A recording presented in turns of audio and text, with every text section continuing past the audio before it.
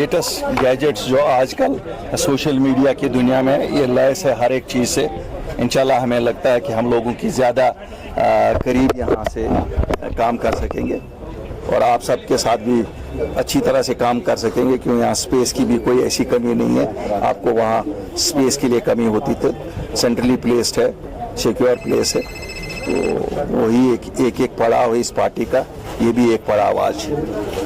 Sir देखेंगे, हम चाहते हैं कि स्टेटहुड फौरन बहाल की जाए और क्योंकि ये लोगों की एक पहचान है, लेकिन इसके साथ ही ये भी जरूरी है कि इलेक्शन भी जल्द से जल्द होने चाहिए। ये खाली स्लोगनरिंग नहीं होनी चाहिए कि इलेक्शन हो रहे हैं।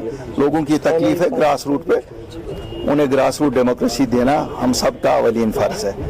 जहाँ तक तैयारी का ताल्लुक है, अगरचे हम एक नई पार्टी हैं, लेकिन हम रोज़े अव्वल से ही जिस दिन हम वजूद में आए उस दिन से कहते हैं कि लोगों की तकलीफ़ों का इजाला करना है, वही मकसद इस पार्टी का बनने का था।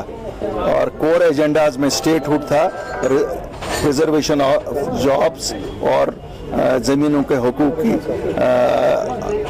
हमारे लोगों के लिए उनकी यकीन दहानी कराना। तो दो चीज़ें तो कामयाब हो गए हैं हम इलेक्शन से पहले ही लाने में। इंशाल्लाह तीसरी चीज़ भी हम लोगों से दरख्वास्त करें कि अपना दस्ते ताउन इस जमात को दे दें।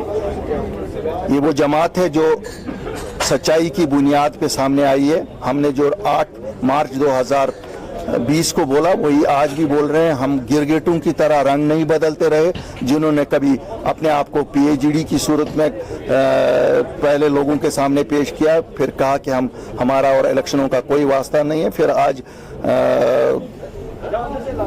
दरख्तों की ऊंचाइयों पे चढ़ के नारे दे रहे हैं कि हम तो अक्सरियत भी हासिल करेंगे और हम सरकार भी बनाएंगे और इलेक्शन में भी हिस्सा लेंगे।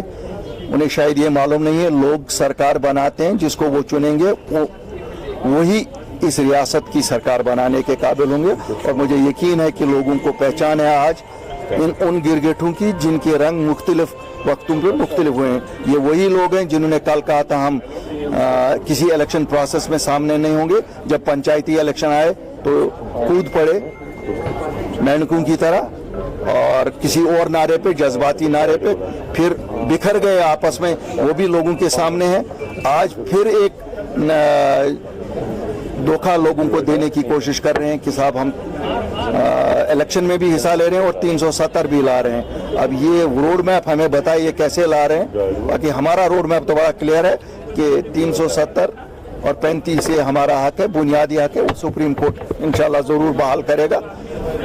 स्टेटहुड हमारी पहचान है, उसमें कोई कंप्रोमाइज नहीं है और इलेक्शन फौरन होने चाहिए। नहीं अल्ताफ साहब, एक बात मुझे बताइए, without restoring statehood are you ready to contest elections? मैंने कहा साहब देखिए, हमें सबसे जो करीब है वो लोगों की तकालीफ है, जिससे भी लोगों की तकालीफ दूर हो जाएंगे हम हम फैसला करेंगे। जिस वक्त वो वक्त आएगा उस वक्त हम वो जवाब भी आपको। अल्लाह के फजल से लोग जानते हैं सच क्या है झूठ क्या है, और मुझे लगता है लोग सच का साथ दे देंगे।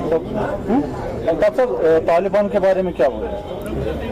ये एक इंटरनेशनल मसला है। मुझे लगता है कि हम तो अभी अपनी रियासत के मसलों से जब निकल आएंगे तो फिर फारूक साहब ने स्टेटमेंट दिया,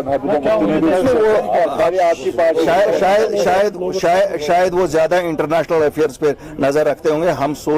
हमारी कोशिश है कि हम अपनी रियासत के लोगों पे ही नजर रखें, उनकी ही मुश्किलात का अजाला करें। PRC तो डोमिसाइल लॉ तो PRC ही है।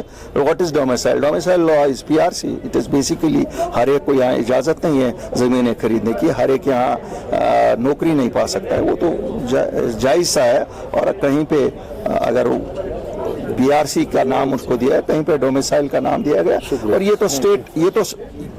तो स्टेट के मसले हैं, स्टेट का। Thank you sir. सर क्या कहेंगे इसके लिए? क्या सिक्योरिटी सिनेरियो के हिसाब से है कि अपकमिंग इलेक्शन? देखिए, अगर इलेक्शन की बात है तो सिक्योरिटी तो हर एक पॉलिटिकल पार्टी और उसके वर्करों को होनी चाहिए। हम भी चाहते हैं कि रियासत में सिक्योरिटी सबको मैसर होनी चाहिए ताकि लोग उन तक पहुंचे।